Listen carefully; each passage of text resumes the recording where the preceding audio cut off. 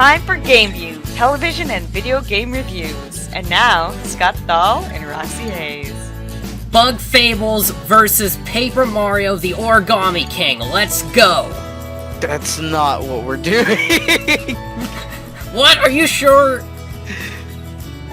I'm positive. Hey guys, it's Scott. And it's Roxie. And we are here for the first game view of 2020, talking about, guess what? The thing that we've talked about more than I think anything else at this point, Paper Mario! Of course. So, apparently this shadow dropped earlier yesterday morning, out of nowhere, for whatever reason, and this game is coming out on July 17th, which is 2 months away. And, yeah, I think maybe you want to do a quick recap of the trailer there, Roxie, and then we can get into it. Yeah, so the trailer basically starts out with, like, this, it's like Color Splash style, kind of, in a way, of this, like, door opening and, an origami form of Princess Peach is walking out, and she's like, hey, Mario, you want to priest yourself and be reborn and be like me? And Mario's gonna say no, and then Peach is like, well, it doesn't matter what you say. You're paper thin, just like your lies. And then she drops him into a hole in the floor.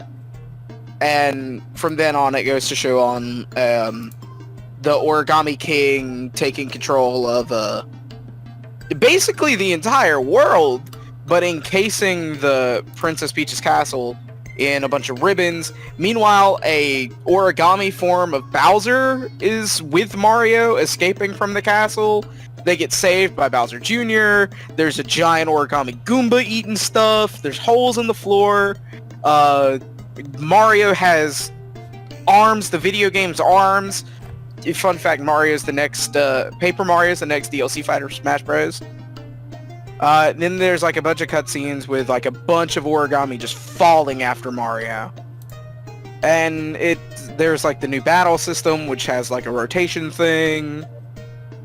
There's Mario jumping over fire, so it's got like Color Splash level design, kind of, in a way. And then there's the ninjas coming back, but in origami form. And Mario's got a little origami partner coming out with him throughout the course of it. I skipped stuff, but that's because this trailer goes faster than I can speak. To be fair, I think it was a longer trailer than the initial one for Color Splash. Probably. But yeah, admittedly, so, I don't remember much about that first trailer. That first trailer was an absolute disaster. That was when Bill came out in March of 2016, and he said, and I'm paraphrasing here, oh yeah, by the way, here's a Paper Mario game, and they showed about, like, 50 seconds of footage, and then they quickly moved on to Pokken Tournament. Oh no, September 13th, 2016, it was like 3.5 minutes. September 20... There was one at the beginning of 2016. Was there? Yeah, it was in the March Direct. See. This may be it. Nope, that's June. Yeah, whatever. We're not here to talk about Color Splash. Anyways, so, first off, this announcement came out of absolute nowhere. I mean, I sort of woke up this morning to my phone, like, popping off from my work group chat talking about the trailer and how it just came out of nowhere. Yeah, very weird reveal, to say the least. I mean, I guess if Nintendo's gonna, like, save their big Nintendo Directs for stuff, it makes sense to just drop it out of nowhere, but still. Yeah, it was very odd. I mean, look, the rumor started earlier this year in January that we were getting a new Paper Mario title, and it made sense, right? Because we're, coming up on 4 years between when Color Splash released and this one and all that. But a lot of people were hyping this as Paper Mario returns to form, and from what I've seen in the trailer, it's not actually a return to form. I don't think people know what return to form means, but... I know I don't. But that's par for the course. Well, do you want to start with, I guess, the good things, and then we'll get into the bad stuff? The best thing about this trailer is that it did confirm a rumor of a Paper Mario game coming out this year. It sort of gives validity to the rumor of the past 3D Mario titles being remade for the Switch. That rumor came out around end of March, beginning of April, I think, with, and a Paper Mario game will be announced as well. So that's one of the best things, because that means we have possibly Super Mario Sunshine remake to look forward to. Yeah, I guess that's one way of looking at it. I mean, everyone was pretty sure about the remasters of the Super Mario games, so, I mean, it probably is happening. Maybe that's the Christmas title this year.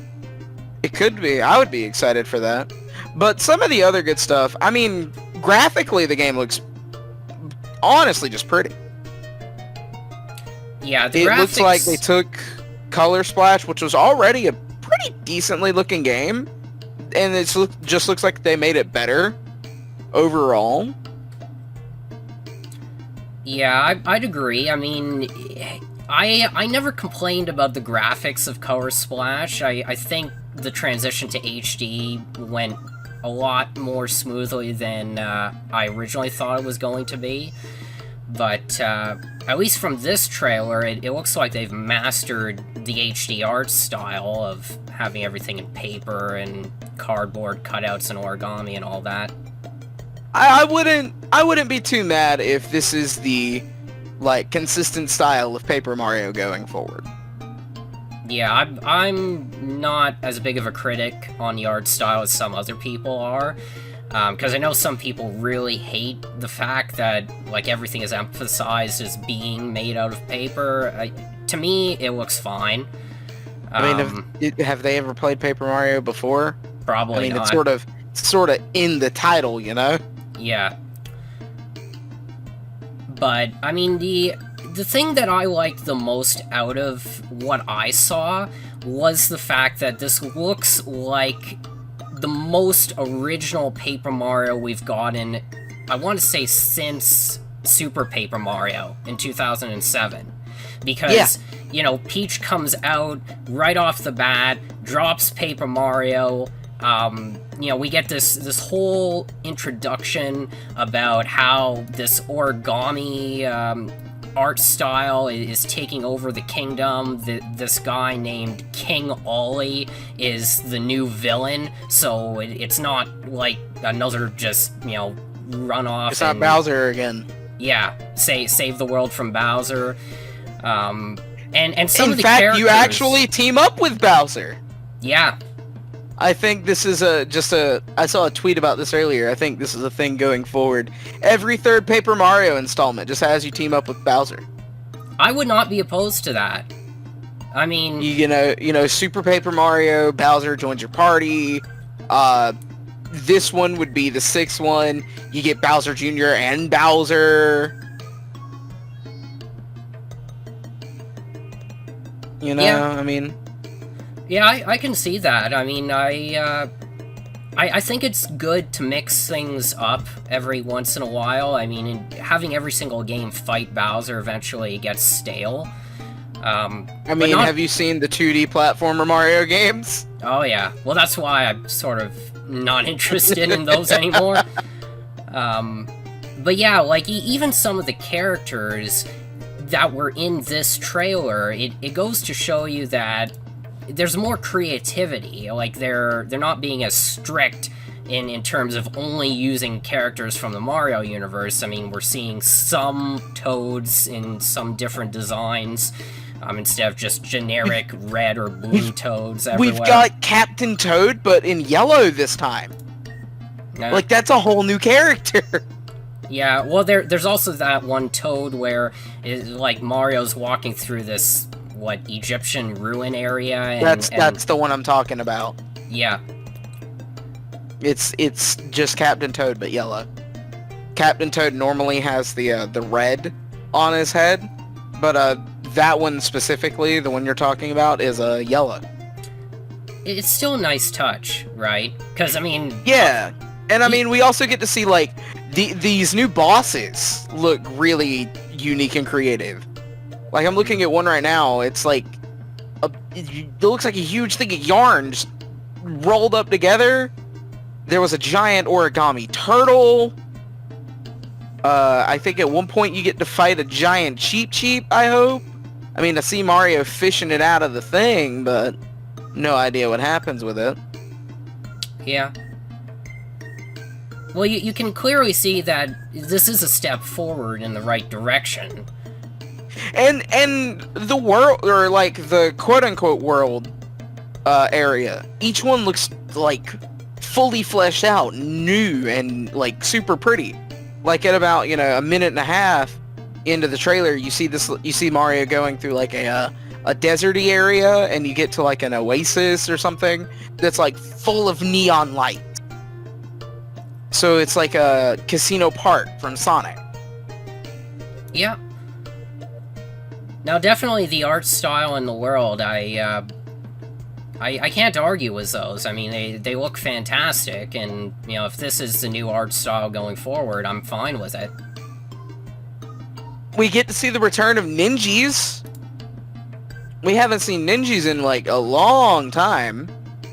At about, like, a minute and 40 seconds, you see the little origami ninjas up on the roof, about to fall on top of Mario and friends. Yeah, that's true. Although, I think they were in Color Splash. I don't Were remember. Well, as long as ninjas get more love, because, like, they hardly get used, period. The other but, thing, like, I think... Yeah, the other thing, too, is the whole presentation, I think Andre from Game Explain also pointed this out. It has this sort of cinematic feel to it, right? Where you see... It really does! The airship and then this giant paper airplane crash into it, and... Like, I think this, like, just from that alone, just from the trailer, the game seems... Like, story-wise, it might be the most cinematic Paper Mario today. Yeah, it could be. Which, I mean, again, I would not be mad about in the slightest. I would, in fact, prefer that. I'm a big fan of how games can use these cinematic scenes to set the tone for the game. Yeah, I definitely agree. I mean, I would hope that they're just not showing us the best parts and that's it, right? I hope there's more in-depth aspects of this story rather than, just running around and just, that's pretty much it, but... There's one specific segment that I want to point out. It's like a minute and 10 seconds in, where it looks like Mario, the new partner of, what is their name? Hold on. That, origami... Olivia. Yeah. Olivia. Looks like Mario and Olivia are in, like, this thing going up, like, a mountain, and they're sharing a car with a bomb. And that bomb, how he's sitting, it's, like, creased to look like he's actually sitting. But his eyes are, like, glazed, and he's just like, well, I'm bomb. It looks like he's like, he doesn't have a care in the world or something. I kind of like it. Like, I like the way that the characters, NPCs and all, just are being presented. It really adds a bunch of character and I want to say like charisma to them, because that does remind me in many ways of Thousand Year Door, where you had that happen a lot more often. Yeah! So, I mean, if anything, I guess intelligent systems took that into consideration. Like, even if we're getting, you know, generic Bomb number 3904 or Koopa Troopa number 40,790 or whatever, at least they're making the effort to make them look like they have their own character. Yeah, that's true. Also, we have audiences in the background of the fights. Yes. So that... Which is... That's really cool. Yeah, that brings back a lot of good memories of Thousand Year Door right there.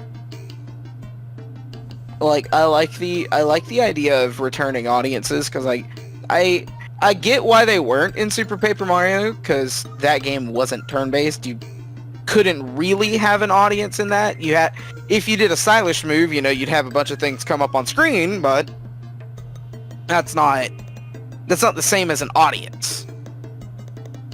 Yeah, that's true. And I do like that the audience has, like, text that comes up during the battle. Like, at about 1:34, 1:35, it's got Mario about to jump on some boomerang Koopa and a fire Koopa. And in the background, you can see a Toad saying, "Hey, he did it." Yeah, that clearly was carried over from Color Splash, where the enemies were talking during the battle, too. Really? Yeah. Okay, well, that's good. Because, like, that gives creativity to the enemies. And I do enjoy me some charismatic, talkative enemies. The dialogue, no doubt, is generally one of the best parts of the Paper Mario games. I mean, there's a lot of... Well, I mean, when they go too far with the paper jokes, right, at some point you get tired of that, but usually they get pretty creative with the dialogue. Yeah. And that's like a staple of Paper Mario. Just the dialogue being creative and funny. But I think we need to address the elephant in the room now, because I mentioned it when I talked about the audience. We need to talk about the gameplay, the actual battle. Exactly. This this is what makes you want to hit your head against a desk over and over and over again. But do you want me to give my concerns here? You can, and then I'll say mine after yours, because I feel like I'm not gonna be as negative as you are. Probably. Alright, so you take a look at this battle system, and it's very reminiscent of more recent Paper Mario battle systems from Sticker Star and Color Splash. And all the enemies, right, they're around Mario in this circular area, and you can move the circle around to line up enemies in a row before you jump on them or you hammer them.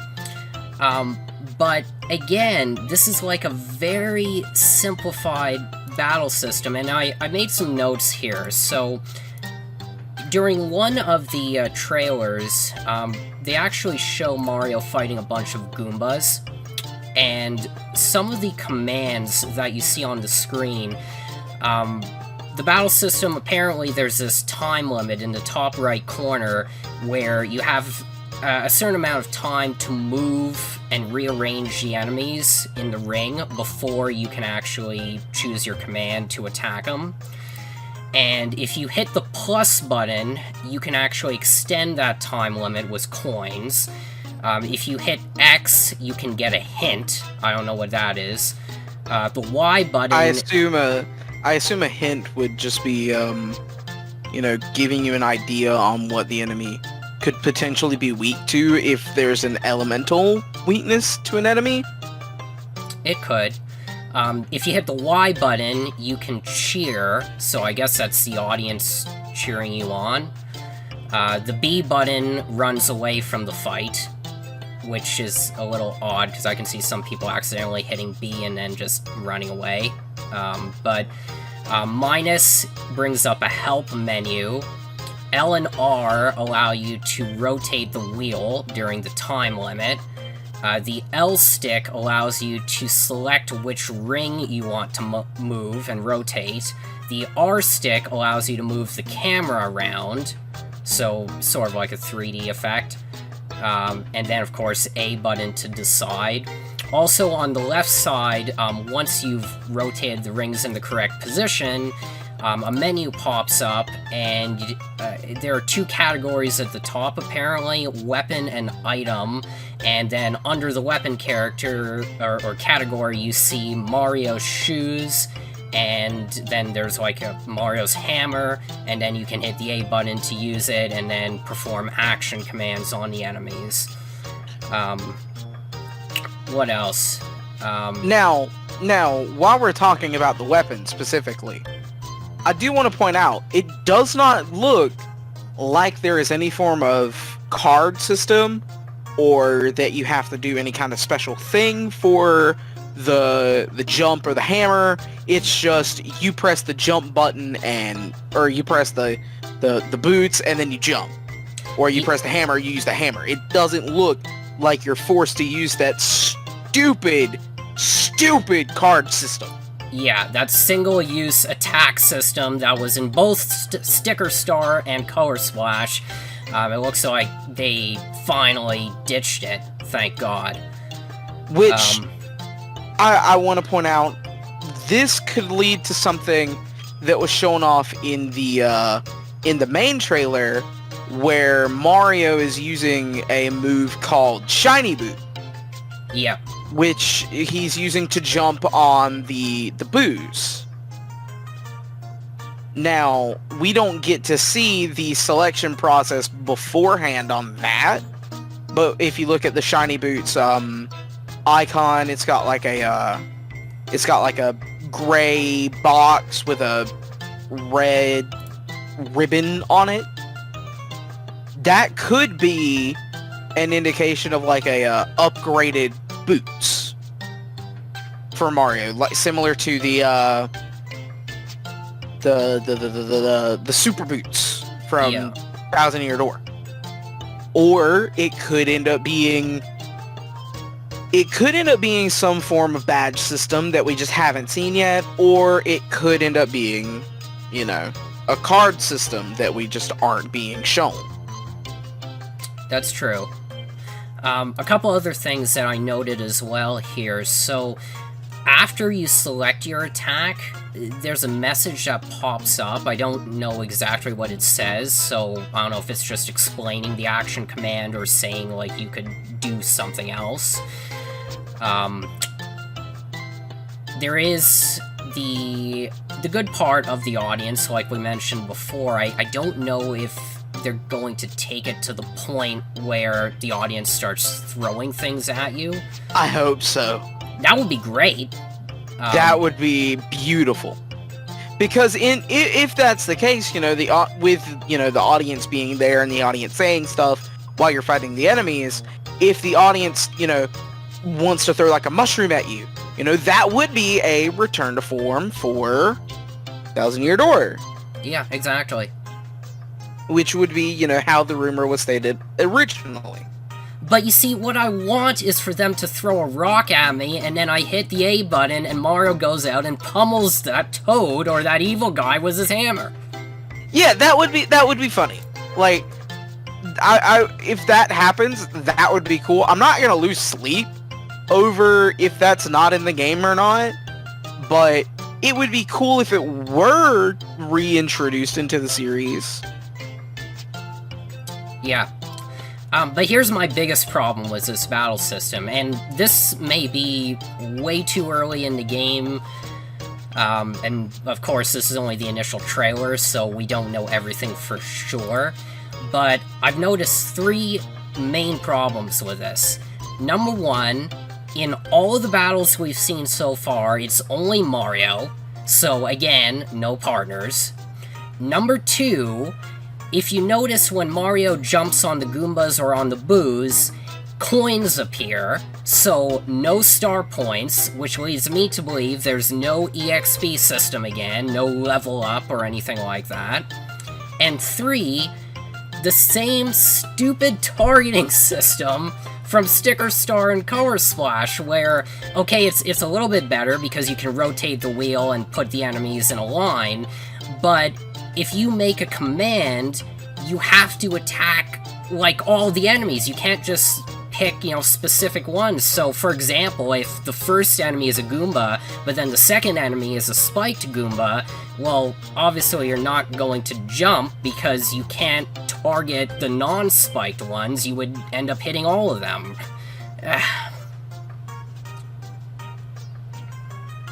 Okay, with that one, I can see, because, like, it gives you no indication on which one you can jump on first. But I think that's sort of the point of the ring system. Yeah, if you've got, a spiky head Goomba in front, you can just rotate him to the side and then attack the other 3 non-spiky head Goombas and then just whack the spiky head Goomba with your hammer. Yeah, well, that's the thing. Like, it's obviously more customized than Sticker Star and Color Splash in that you can do something like that, but still, like, I would prefer more user interaction. Like, instead of being forced to attack, like, everyone in a line, you should be able to selectively target specific enemies instead of, being able to use one attack and then it hits everyone, even if, like, you don't want it to hit everyone, right? I can see where you're coming from with that. But I don't know. It depends on how well this ring battle system feels to me.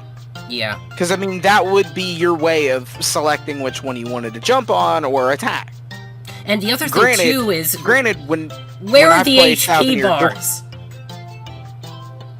Get your peekaboo badge. Get your peekaboo badge. I want HP bars for the enemies. Is that so much to ask to put, like, a small line or, like, a 6 under them? Like we used to have? Yes, because it's not Fire Emblem, and Intelligent Systems only wants to use that for Fire Emblem. Now, for the Star Coin thing, you mentioned whenever you jumped on the Goombas, they bursted into coins, which would give the idea of no EXP system. Yeah. You may be right, but you're going from the Goomba trailer and the Boo trailer, right? Which are 2 different things. The Goomba trailer, I think, is very early on because Mario only has 50 HP in that. Whereas when Mario's jumping on the Boos and he's getting the excellent jumps, he's looking at 120 HP. But that also has a 1-up mushroom in up there too. So even though there may be star coin or just regular coins bursting out of the Boos, we don't know how the end of the battle scene is going to go. Well, I mean, we kind of do. Yeah, wait. Because Mario jumps off the last Goomba, then it fades to black. It doesn't show what goes on after that. And yeah, before, whenever you would beat an enemy, it would give you the star coins, and then you would get regular coins after that. And the other red flag, too, is in that Boo battle, you look at the bottom left corner, and it shows over 13,000 coins. So, it's like, well, this is Color Splash all over again, where you're getting inordinate amounts of coins, which you would then spend on something in a shop just to get, like, a single use out of a battle, and then you get more coins to go back there. Those are the feelings that are coming back to me here, Roxie. Well, I don't know, because, like, judging from the battle menu with the Goombas, I don't think that's going to end up being the case. If it is, I'm going to feel very sad and disappointed, but I don't think that'll be the case. Because even in the Goomba trailer, like, you are right, it looks like it's very early on in the game, but... And by that point, like, look when Mario jumps on the first Goomba. He's looking at, like, 1,000 coins already. Yeah, that's my concern. It's like, if this is really early on in the game, and you've got 1,000 plus coins, something doesn't add up. 1,000 plus coins with 50 HP. I don't know. I think it's still too early to give it a call on that. I wouldn't be surprised if they end up going with the color splash stuff, but at the same time, you know, it could just be that we're not seeing what happens post-battle. It's possible. I mean, I'm still trying to be optimistic here, but after what happened with skepticism. After what happened with Color Splash, because I mentioned this in a previous GameView episode, where if Color Splash had incorporated the same card-based battle system as, let's say, Steam World Quest, where you built your own deck, and they had, like, this SP system, and certain cards could be played at certain times, then that would have been fantastic. But even Steam World still had an EXP level-up system, and stats, and all that, and... just, you know, when I look at this, I think to myself, it's not adding up. It's just, I don't want to set my hopes up to be disappointed again here. To me, it looks like they're trying to hit a mix of Thousand Year Door and Color Splash at the same time, which seems weird in that regard. Because, I mean, let's say, you know, I'm right, and the battles don't have the, you know, one-time use card bullcrap from the previous games. You know, and it does feel, you know, like how Thousand Year Door would. That would be hitting some pretty good notes, but then if there's no EXP, what's the point in the battles? Other than get coins for, what, mushrooms, fire flowers? Yeah, for more battles. And that's the main problem with Sticker Star, with Color Splash. The battles ended up being pointless, and we don't know if this is going to be the case with the boss battles, but at least with Color Splash, you had that awful gimmicky boss battle system where you had to use, you know, the right thing card at the right moment, and then the boss would essentially be crippled, and if you didn't use it at the right moment, you couldn't beat the boss, and then if you did use it at the right moment, then it was basically an easy win, so really there was no strategy. And judging from the trailer, I'm not seeing anything like that. I'm not seeing any of these, like, thing cards that were in the previous games, which is a good sign. But then again, they didn't show, like, any kind of boss battle. They just showed the boss coming out. Yeah. I mean, when the first trailer for Color Splash came out, I was livid. I was extremely angry. I'm not as angry with this one, but I'm more exasperated. As in, you know, Intelligent Systems, clearly, they must have seen how disappointed people were with Color Splash. You'd think that they would maybe read the comments and actually listen to the fans, and this, I don't even know if this is like a half step. This is more like a quarter step, where like 75% of this so far looks like Color Splash, and then an additional 25% added in from Thousand Year Door. But again, like, I don't want to set myself up for disappointment. I look at this and I think to myself, it's great we're getting another Paper Mario, but the way Paper Mario is starting to hit right now with their new games is like, it's like the Sonic fandom. You know, new 3D Sonic game gets announced, people are like, oh man, hope it's good. Probably isn't. And that's how Paper Mario's been for the past two games. You know, Sticker Star came out, massive disappointment. Color Splash comes out, massive disappointment with some golden moments. The shy guy on the train, you know? Yeah, well But overall, you know, it's still disappointing. People still aren't happy, and then the company making the game still aren't listening.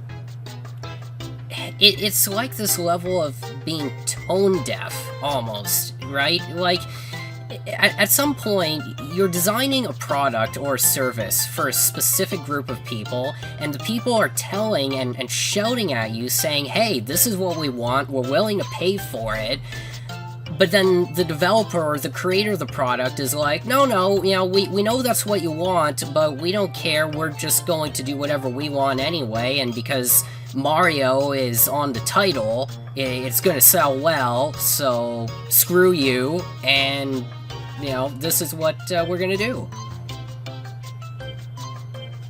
And that's kind of, like, really unfortunate, too.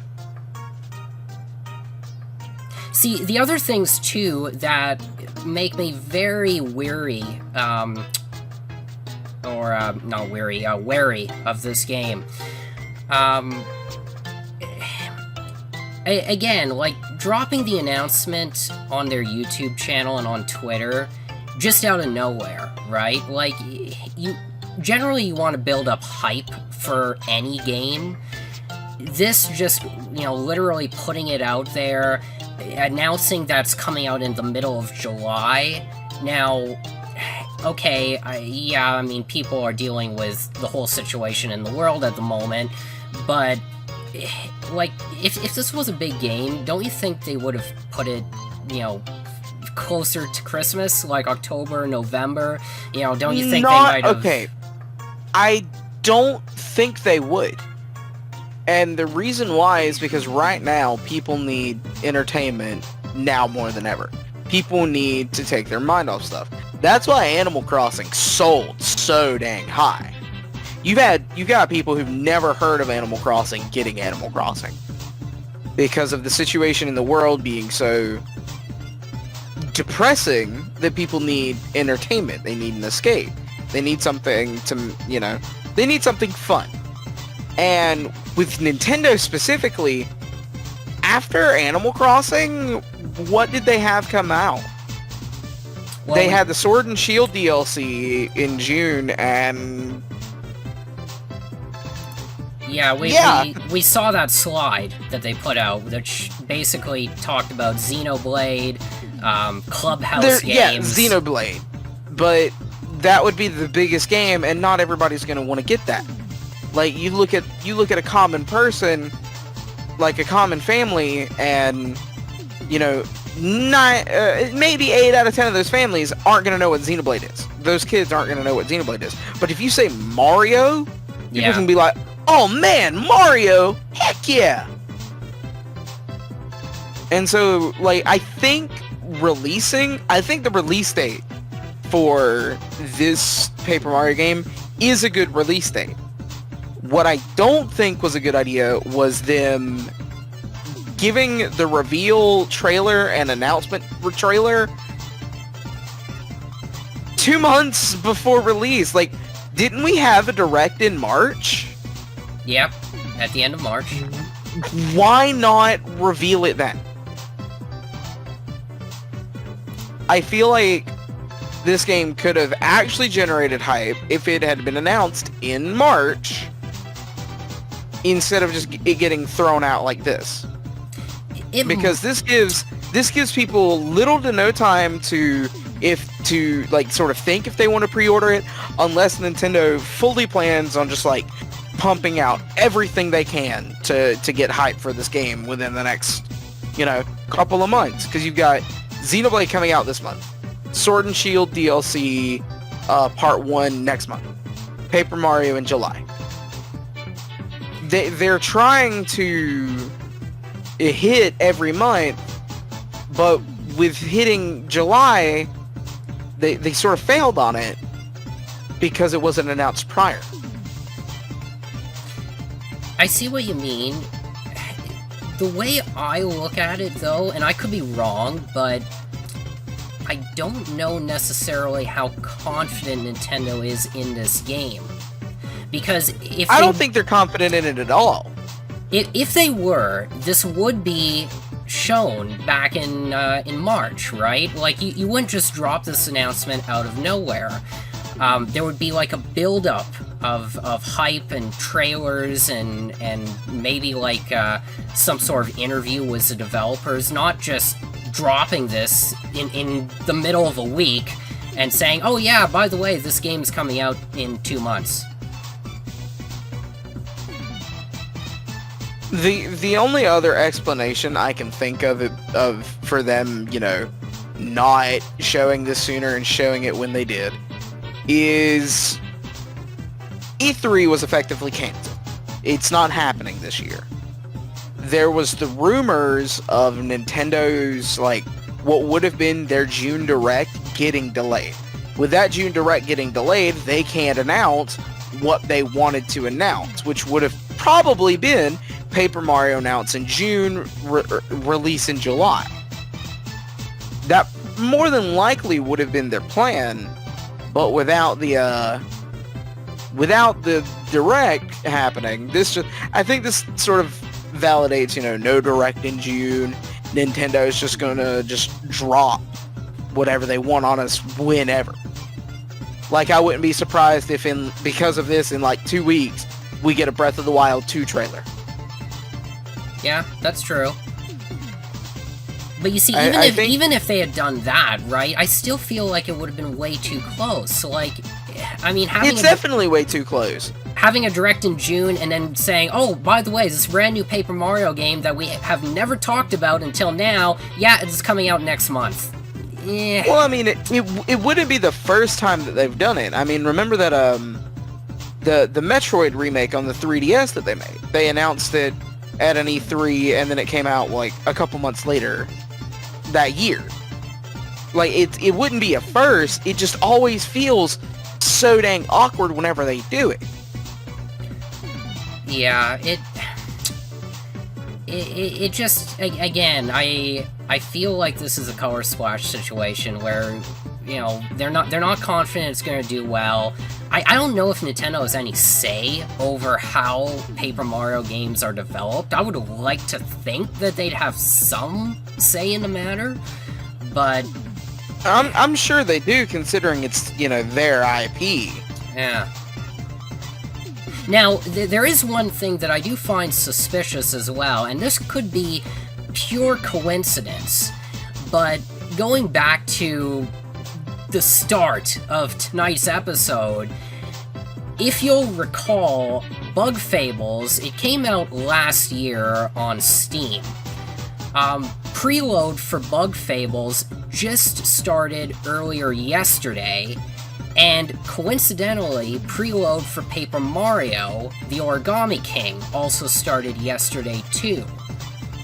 So, I don't know if this is just pure coincidence or not, but You also have to remember, the Bug Fable game comes out in 13 days. Yeah, but it's still a little bit odd. Why would they pick yesterday of all days? They could have dropped the video on Monday at the start of the week, right? But they chose to do it on the same day that Bug Fables started their preload, and for those of you who don't know, Bug Fables is made by an independent developer named Moonsprout Games, and it's pretty close to the original N64 and Thousand Year Door form of Paper Mario.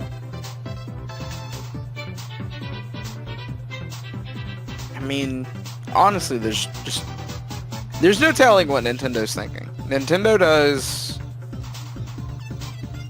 everything possible to baffle the mind. Yeah. They like to keep everybody possible just confused as to what their next step may be. All I will say is, in a few hours from now, I'm definitely preloading Bug Fables, because I want to see what that game is all about. I've heard a lot of good things about it from you as well, Roxie, so I want to check that out. I haven't talked about it at all. What do you mean? In Discord. I haven't talked about it in Discord. Oh, never mind. But yeah, I've seen a lot of good things about it, so I definitely want to check that game out.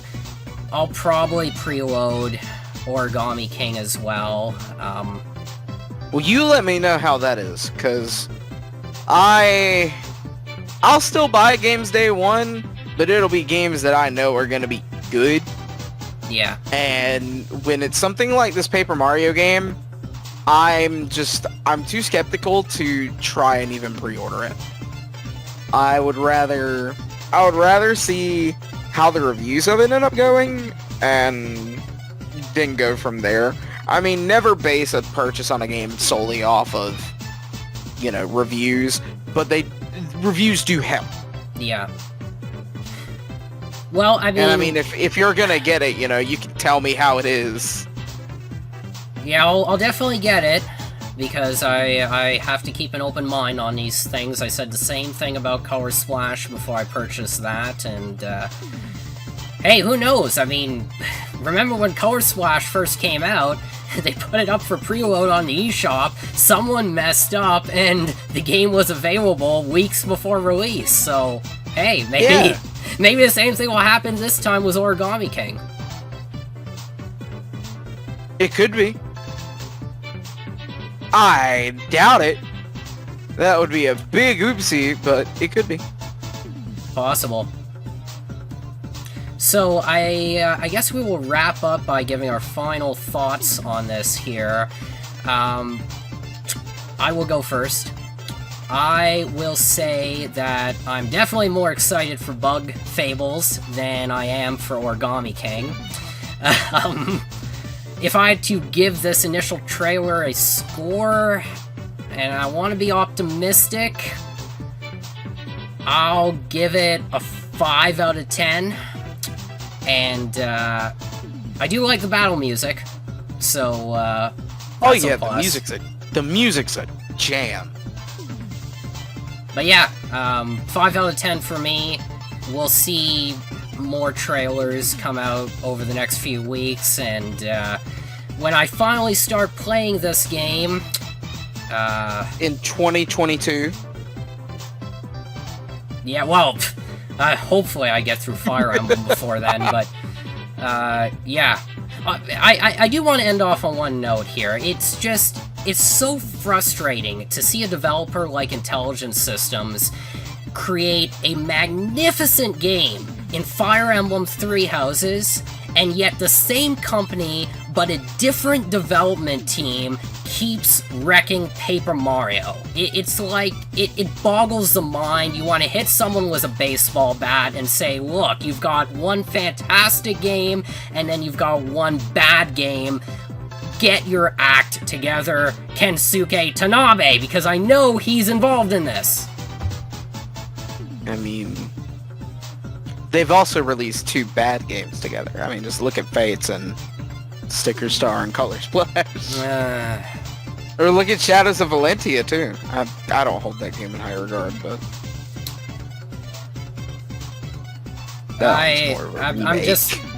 I'm disappointed.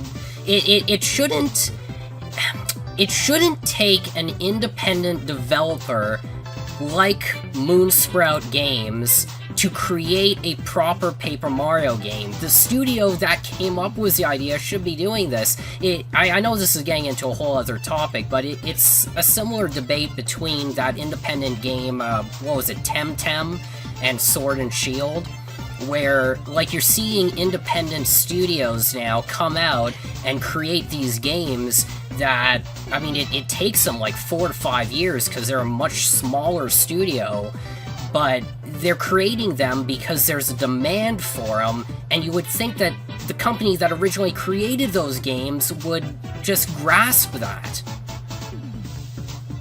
I don't know. Temtem was, like, talked about for, like, a month, and then nobody said anything about it since.